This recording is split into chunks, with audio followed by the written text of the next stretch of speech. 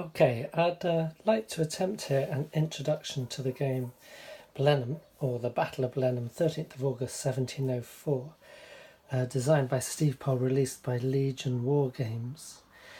I have presented an unboxing to it on video, which is available if you want to see components in their original glory. The first thing I have to point out is that I've already doctored the map myself, so you see these green lines, heavy green lines, and some lighter yellowed areas here.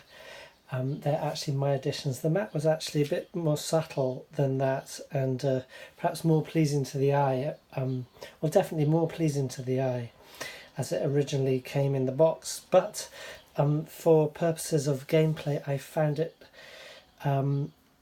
a lot better for me to have delineated unpassable borders, which I've done with these heavy lines, and also to delineate certain areas as I'll just zoom in a bit, as reduced stacking.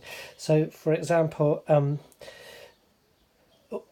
areas like this, which follow the Nebelbach, which they call it a river. A bach is not really a river, generally more of a stream.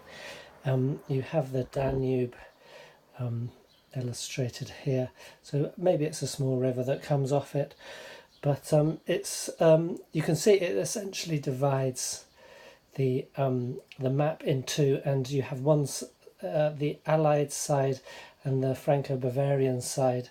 So this is kind of like British, Dutch, Saxons, etc. And the Franco-Bavarians are on either side of this stream. And it's surrounded by areas that are marshy. Now, what I wanted to do is, the marshes were delineated like this originally, but the point being that each of these 7 hex areas has a 2 hex border. Now some borders, for example, you see these 2 hexes here, there's marsh in one of them, that M and graphic, but not in this, so you can pass through there. But here on this border, because there's marsh in both hexes, you cannot cross there. And I wanted to make that more visible than just noting is that 2 M's or just 1 M, because at a glance I couldn't do that, and I wanted to be able to see at a glance that yes, I can pass through here, but not here, here, here, here, here, etc. The other thing that I have altered, and you can't see it so well here, but you can probably, well, that the M's indicating marsh are white. Certain hexes have 2 or 3 M's in them, and they have normal stacking. So I say hexes, but I should say 7 hex areas. So certain areas, if they have 2 or 3 marshes in them, they have normal stacking, which is 2 infantry, 2 cavalry, or 1 of each, plus an artillery, if it's available. An area with 4 marsh symbols in it has a stacking of only 1, so that's a 50% difference. It makes a hell of a difference to the gameplay, because at most you're going to have 2 units moving and attacking out of an area. If you have 4 marsh symbols, that's half that number, that's only 1. So these 2 effects have and because the Nebelbach and the marshes are central, they have a massive effect on play. So for example, these 4 areas here all have stacking of only 1. It's very important tactically.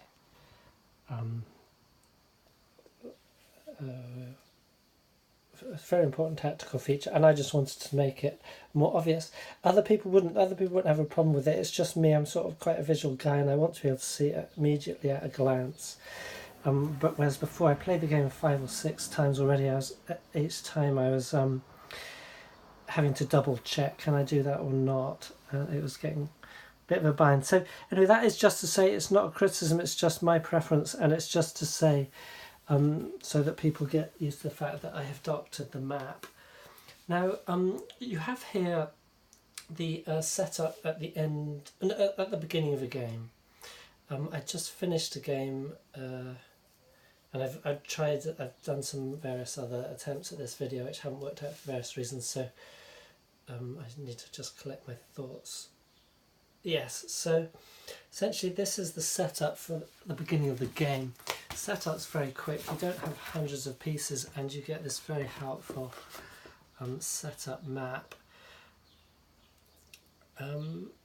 What I just want to show now at the start is the kind of decisions you're going to make on setup. So essentially the map will show you that in each area there are this many units, this type of unit, and from this particular formation. So maybe we'll look at some here and then some here to start with.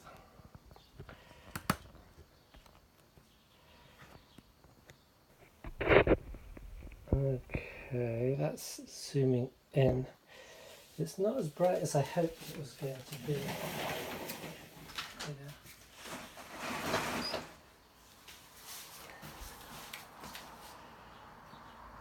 Okay, I think that's okay.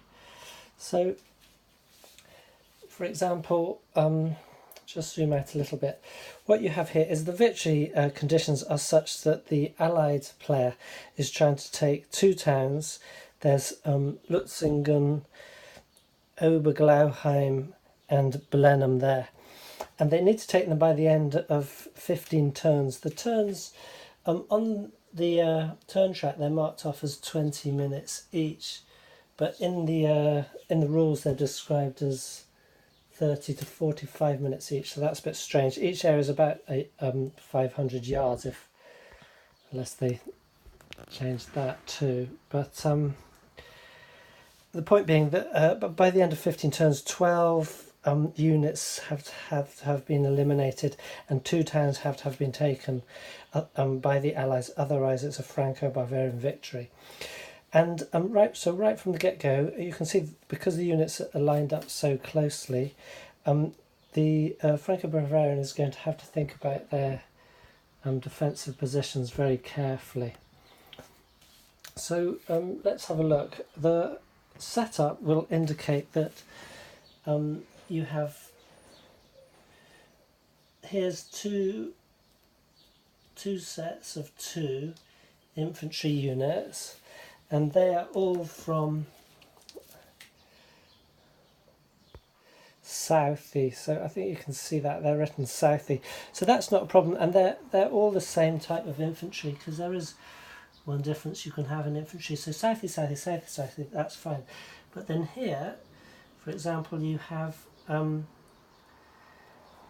Maffel. Okay, just to show you. So that's not a problem. You don't really have a decision to make in the type of unit, but the Maffels are like the others, but you see they have an artillery symbol indicating they have attached batteries, which is going to give them 1 extra point benefit in combat.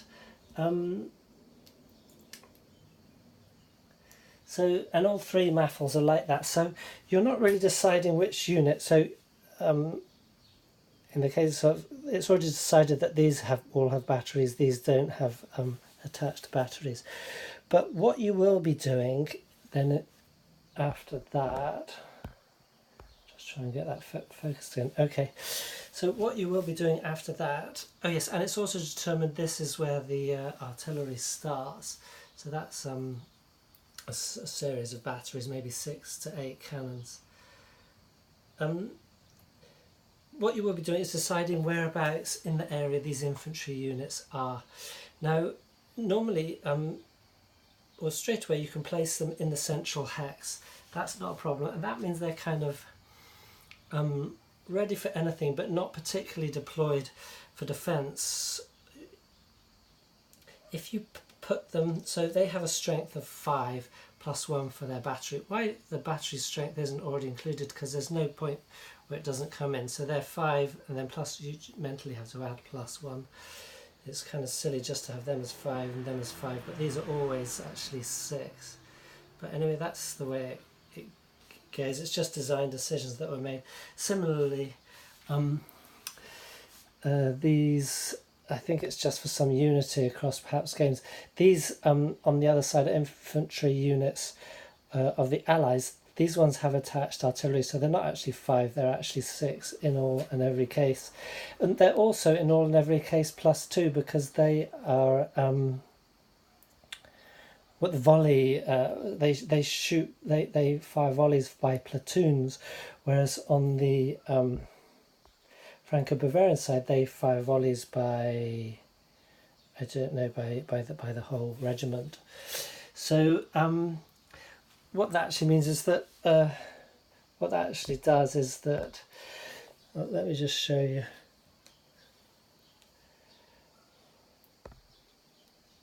So you've got these 3 fellows, and they all say 3 is their stacking value, so that's the same. That's the same all across. But they all say 5 for their combat value. That's not actually the case. In every instance, this one's 5. In every instance, this one's 6. And in every instance, this one's actually 8, +2 for volley fire, +1 for the batteries. And there are instances in which all of those can be modified the same, but it's just that mentally you just have to keep adding on the bonuses for these and these, whereas it could have been represented on the actual figure, on the actual counter. But anyway, my point at the moment was that I'm trying to get to is where to place this, and this is where part of the 7 hex system, the part that is actually to do with the 7 hexes within a 7 hex area, particularly comes into play, is this. If you place these fellows, say here, in this hex, they are now considered to be defending from here and from here, because this hex borders both these sides of the area. So any attack going into, coming across these borders will incur a +1 bonus for the defenders there. So that they will defend at, instead of 6, they will defend at 8. Now, similarly, you could put both the fellows there. You could put, say, both the fellows there. Now, this fellow will defend, have the defense benefit from here, from here. This fellow will give the defense benefit from here and here. Okay, so very well, they cover 3, between them they cover 3 sides of their area. You could put this fellow here, then this one will cover those 2 areas, he covers those 2 areas, so then they're covering 4 of the 6 adjacent areas to their area.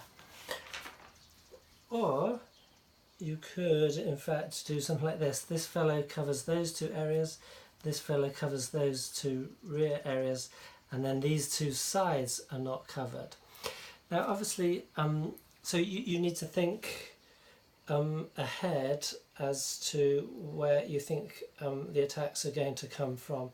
And I say you need to think ahead because the point is that once you have placed these fellows, unless the leader counter, such as the Elector of Bavaria here, you see his flag is the same as the troops in the flags on the troops in this area. Not these troops. These ones actually differ and belong to a different leader. So he's in charge of all these troops. If he's adjacent or in the area of one of those troops, he can move them every turn. So for example, if these fellows are placed here on defence, they cannot be moved by him. So they will stay there unless at a later point in the turn the commanders can spend tactical orders. Now tactical orders are not a definite thing. You might get none, or you might get a few, or you might very fortunately get many in a turn. So a tactical order could also, they could redeploy back to the centre or from here over to here or separate out, whatever you want to do. But you would have to spend an order for each of those. Now typically the Franco-Bavarians are going to get 2 orders a turn. So they will get the standard strategic move if you're adjacent or in the same area as your leader, and then 2 extra orders to anyone. You don't have to, the distance from the leader or proximity to the leader does not matter. So you can see that he's got so many troops, he won't necessarily be able to move them all every turn. So you have to think ahead how you're going to deploy them. You know, the safer thing is just to deploy them in the central hex, which means they're available for rapid movement, and but they are not particularly defending any side. Or you can deploy them to the side, and then they are going to get a defensive benefit, but only if they're attacked from that side. And in actual fact,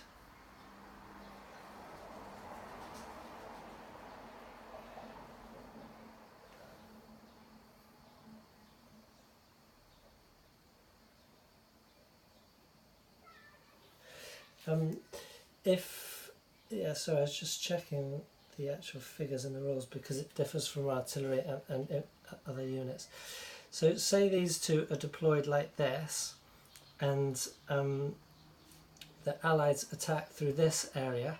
Well, he will get his 5+1 for the artillery, +2 for defending that side. So that will be an 8 against the attack.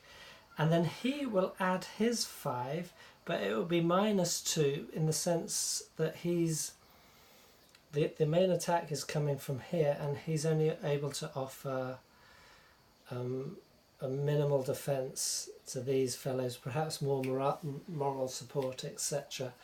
So he will get a subtraction to the figure he is able to add into the combat. So if he's there and he's there, you're going to get 8 here and 4 from here, so that's going to be 12 overall.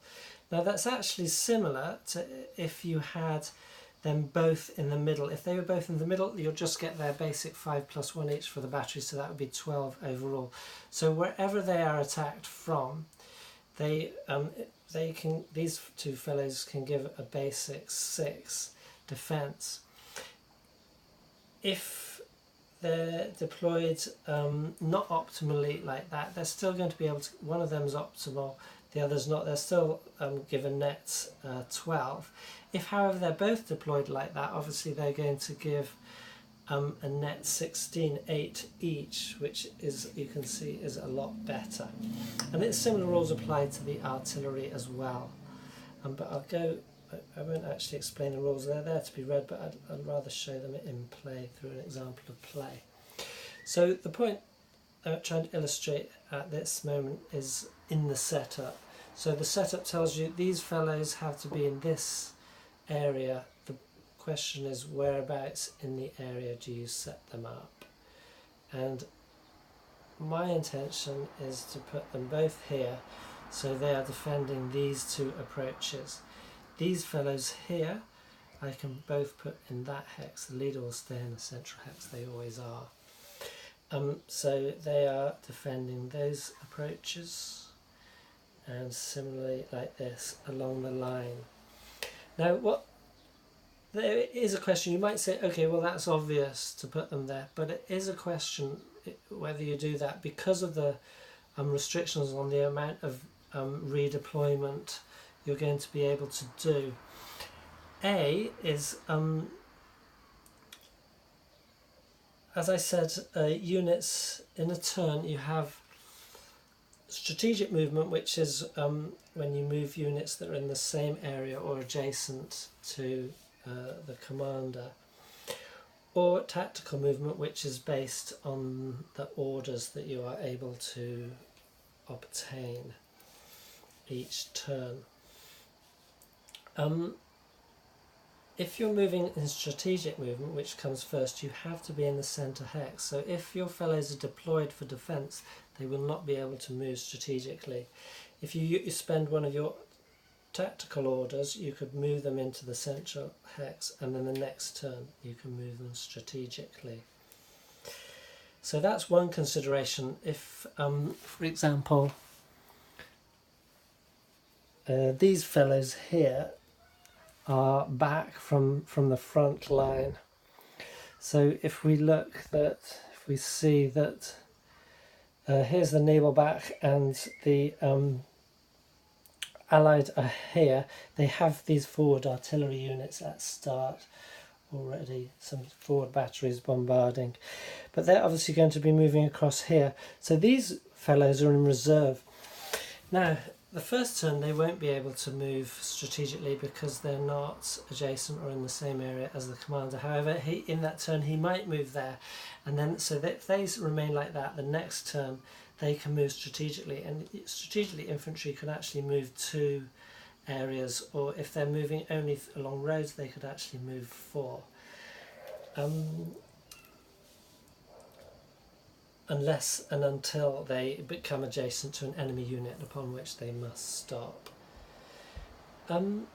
So that's one consideration. You'll want to leave, say, your reserves in a central hex so that they can move quicker. You're not going to want to have them deployed fully out for defence, because then it would take a while to de-deploy them from that, so to speak. Now, that's one of the key things that I feel that I think the designer feels that he is bringing, is this sense with his system, is this sense of your new units are not just in a hex or area, and maybe they've got flanks, maybe they've got rears, maybe they've got fronts. There's more than that. It's also, are they deployed to defend that flank or that front? So if they are, they do get the benefit, but then it's going to take longer to deploy out. And how many flanks and fronts? Which ones? Okay, you could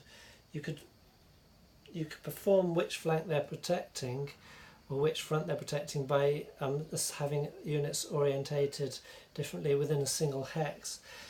But what the 7 hex physically allows is for you to show which direction you're concentrating your defence on. So you might have, say, a unit back in reserve like that, so to speak, and then another of or part of the regiment or whatever we have represented here. Let me see, what is it again? I think it's each unit represents 3 battalions. Not sure exactly how many men that is, or is 3 battalions often about a regiment? But anyway, so you might have 3 of your battalions kind of in the second line, and then 3 more in the front line of defence, and actually deployed, 1 rank kneeling, 1 rank standing, however it is, along this approach here. So you might have it like that, in which case these ones in reserve could sort of wheel about and march off quite easily, but these ones not so quickly. And if you have both of them deployed out ready for that, then again you've sort of, you've given them orders, they've got out all their their musket stands and so forth, and it's going to take a while to rescind all that, redress the ranks, change the orders, and get them mustered, ready to march off again. That is performed in this game by actually moving them to the central hex.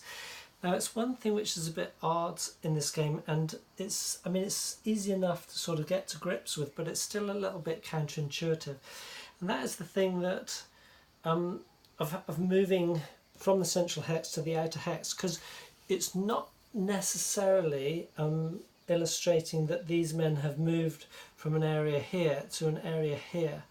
The sense really is that wherever they are in this 7 hex area, they're really in the same area. They're not moving to a different area within the 7 hex area. So you're using physical movement and distance to illustrate something that is not actually necessary, a movement and a different distance within the 500 yards of the area. I don't know if I'm explaining that very well, but imagine, say this is 500 yards across. If these fellows are in the middle, they are actually spread out within those 500 yards as in a suitable fashion that 6 battalions of Southeast infantry would do so.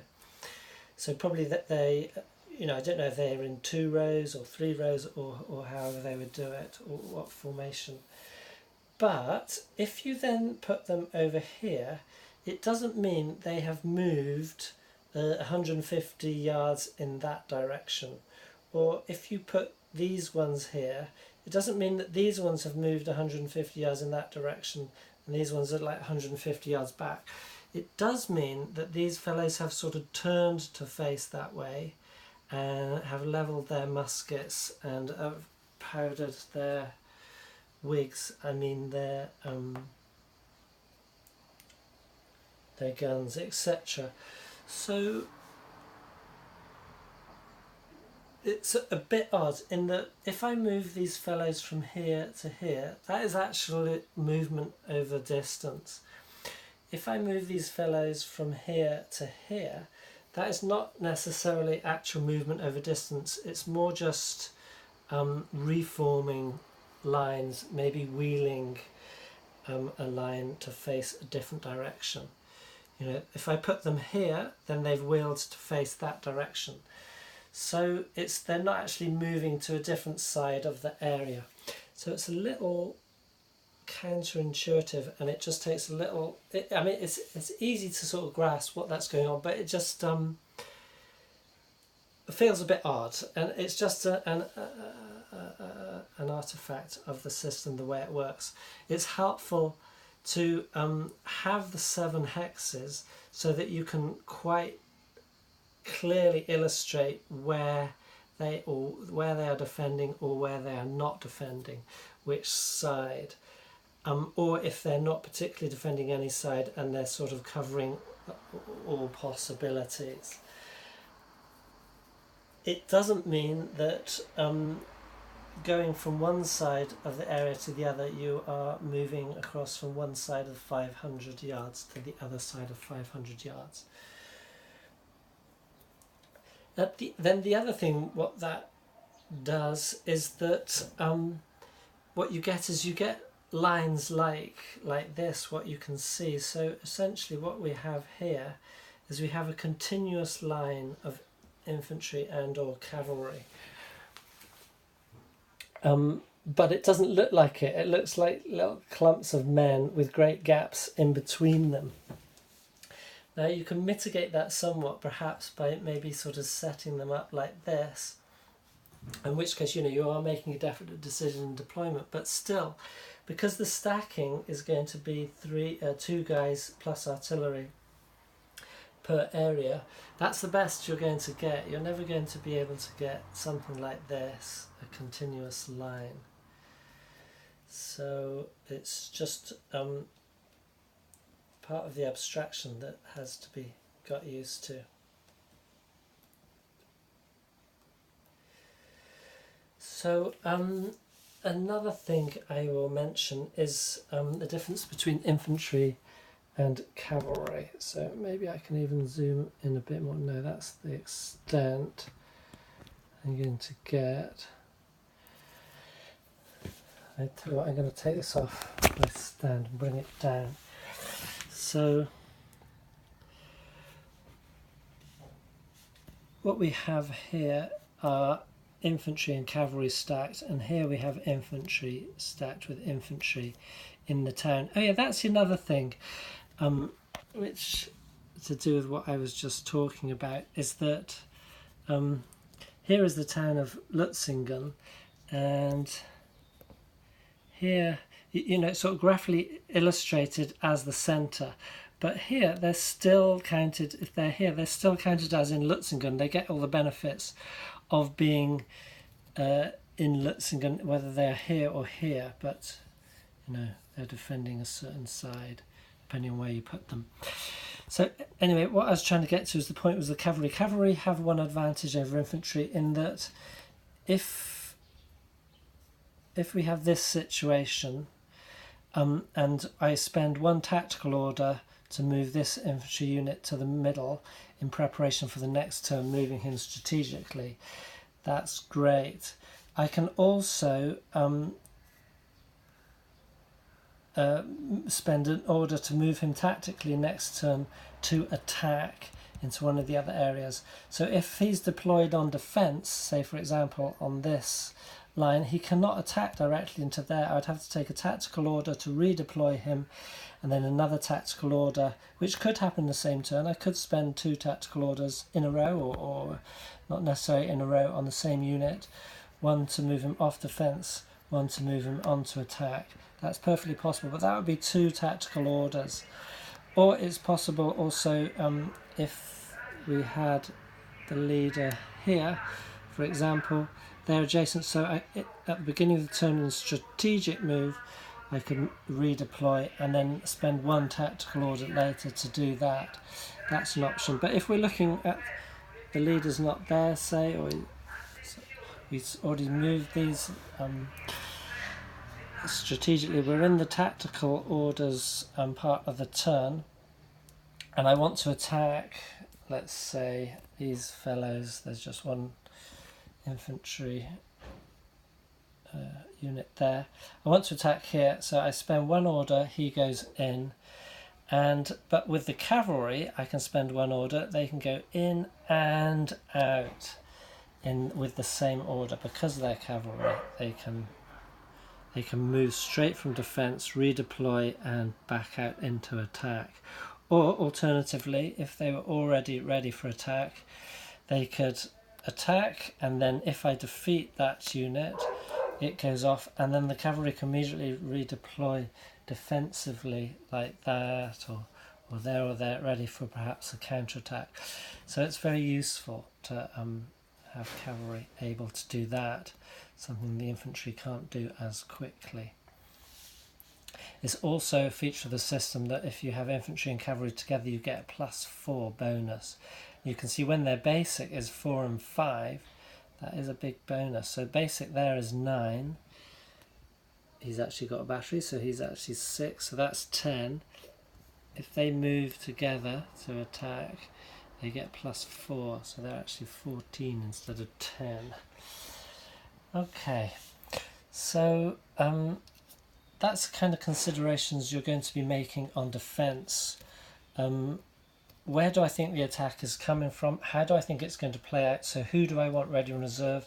Do I want maybe to put only 1 fellow to cover these 2 approaches and have 1 in the middle? So in case, say for example, these fellows, let's just take the commander out for a minute, these fellows are knocked out and I get an attack coming from this direction, just for the sake of it, if both of these were here, they would be 6 each, so that's 12, but then -2 because they wouldn't be covering this approach. -2 each, so that would bring us down to 8. If he was there and the attack was coming from here, then he would be worth 6.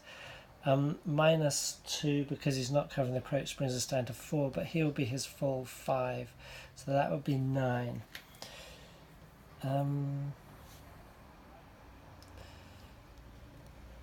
Oh, +1 for his battery as well, that's 10. So you see, that's a difference of 2, which could make quite a fair difference on the defence. So do I sort of hold 1 back in reserve, or do I put them both forward on there, bearing in mind that manoeuvrability is not the biggest, and changing orders is not the biggest forte of units in this period particularly. So that's the kind of defensive options. Now to look at the attacking options. The attacking options are, you might think there's none, because to attack you have to attack from the central hex. So if I set these fellows up on defence, it's very counter useful, because I'm going to have to spend something to put them back there, and then either having a commander nearby or spending a tactical order, and then another tactical order to send them out again, so it's wasteful and time consuming most likely. So for all these attack fellows, unless you're worried about a counter-attack in some sector, you might, and you think you're going to sort of hold some guys back for a long time, you might potentially put them on the defensive. For example, this fellow, you might say, okay, he's going to stay there to defend the batteries in case of counter-attack, because perhaps I'm going to concentrate on this end, and this is going to be a quiet sector for a while, so he could quite usefully be employed like that in case my opponent tries to get clever with counter-attacks. But generally, your decision as the attacker is going to be along the lines of this. You see these units. Can you see that Dessau? And these units are also from Dessau's, is that regiment, or I guess from Dessau's regiment. I guess it was regiments in those days. Dessau, and these fellows are Schotten. So with Schotten, you don't have a choice. There's only two of them. One of them has attached batteries, one doesn't, and there's only two of them. They go in this hex, so you're going to place them there essentially as the attacker. But with the Dessau, it's a bit different. You can see you've got four of them, and two of them have batteries attached, two don't. So the question then is do you spread your batteries out because they're giving you a combat bonus, or do you add them together for a killer attack? And it's decisions like that which will make a big difference on gameplay. It's it changes this stack from. This stack has 2 more points than this stack essentially going in.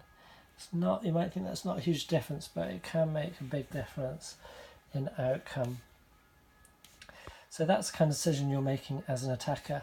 Another thing to mention is the batteries. So they have an arc of fire, essentially 2 hexes here, then 3 hexes, then like 4 hexes, then 5 hexes, depending on their range. Now their range is determined by that being 3-pounder and those being 12-pounders. It wasn't marked on the counters. I guess they'll be doing it in future games in the series. There's no reason why the range isn't marked on the counters. The only excuse given by the designer was that the playtesters got so used to it that they didn't have to remember that the 3-pounder has a range of 2, 12-pounder has a range of 4. I'm shaking my head, you can't see it, but for me that's just, it happens so much. Oh, the playtesters didn't have a problem with it. We didn't think it would be a problem for the rest of you guys. So I have had to use, playtesters have played it loads of times. I brought in some chits from something else just to help me with the range of the artillery units. And you just have to, it's decided for you in the setup where the arcs of fire are. So that's, I guess, historically how they were set up. And you can change that. Artillery in this game they never move out of their area, but they can change their arc of fire. So he could spend a tactical order to fire out there instead of out there.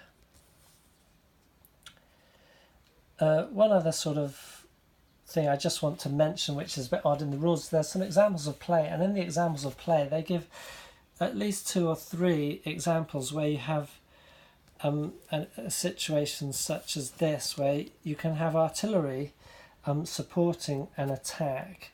So the artillery could be out on the edge. In that case, it's not necessarily defending, although they will if an artillery is here and it's attacked through this border or this border, it will give 3 points on defence. If that area is attacked through there or there, the artillery will give 1 point on defence. If you redeploy your artillery, and again this is particularly where the area thing comes in, you're not physically moving them to the centre of the area, they're just being redeployed to aid an attack. So there might be, yes, a bit of physical movement in the on the battlefield, but you know, they're not being sort of limbered up to horses and dragged away to somewhere else. Artillery can assist with 2 points on attack. So if you have an attack like this going in against artillery like that, you have illustrations in the book displaying that and showing you the bonuses and the combat and what will happen to that. It's never going to happen in this game because, like I said, the artillery never move out of their 7 hex areas. So none of these artilleries are going to be able to attack these other artilleries. So why illustrate it? It's misleading. Okay, that I think is enough for this video. That's just to show you some considerations of the 7 hex system and what you will be thinking about when you're setting up. And obviously you'll be doing that all the way along your line in terms of what, like for example, do I have my battery assisted fellows? These are all cuts. Some cuts have batteries, some don't. So which ones are going to be the killer stacks, as it were? Which ones am I going to put my batteries up front, or am I going to put them in reserve? So I might have an attack from here and then a reserve attack coming in. Maybe I'll move them down because maybe I don't want them taken out. I want to save them for later. Would you want to do that? I don't know. I'm still trying to figure out the best ways. So that is enough for this video. I will record another video immediately following with a turn of play, the first turn of play, to show you how it goes.